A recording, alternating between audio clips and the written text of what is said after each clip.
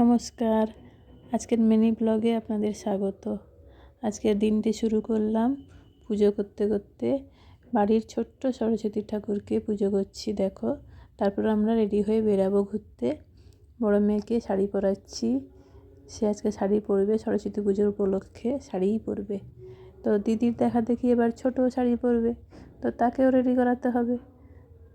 তাকেও শাড়ি পরে অমনি যেই দিদি বলেছে ছবি তুলবো, অমনি মুখটা গম্ভীর করে দাঁড়িয়েছে কেমন করে দেখো সবাই। দুজনকে রেডি করানো হয়ে গেলে এবার আমিও রেডি হব, শাড়ি পরবো, রেডি হব। এটা তো কালকের ব্লগ, কালকে সারাদিন কী করেছি না করেছি তোমাদের সঙ্গে শেয়ার করছি আজকে।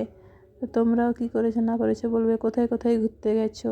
সরস্বতী পুজো উপলক্ষে সবাই তো ঘুরতে যাবেই, বেরাবেই, অঞ্জলি দেওয়া, ঘোরা, খিচুড়ি খাওয়া। ছোটো মেয়ের স্কুলে চলে এসেছি, আমরা সবাই মিলে বসে খিচুড়ি খাচ্ছি। ছোটো খাচ্ছিল হাতে, তারপর খেতে খেতে শেষের দিকে বসে মা খাইয়ে দাও, তাকেও খাওয়াচ্ছি আর আমিও খাচ্ছি।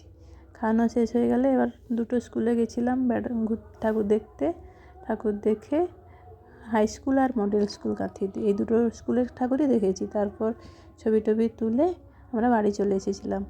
এরা সন্ধ্যাবেলা রাতের ডিনার করছি, পনির হবে ডিনারে, তো পনির রান্না করছি। পনিরটা রান্না করে রেখে দিয়ে তারপর আমরা যাব আবার ঠাকুর দেখতে। সন্ধ্যাবেলায় একটু লাইট টাইট জ্বলবে, দেখাতে হবে মেয়েদেরকে, তারা দেখবে। যেন রান্নাটা করে রেখে দিয়ে আমরা বেরাবো।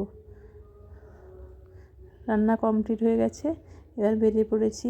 সব প্যান্ডেলের সব ঠাকুরের ছবি তোলা সম্ভব হয়নি, কিছু কিছু তোমাদের সঙ্গে শেয়ার করলাম।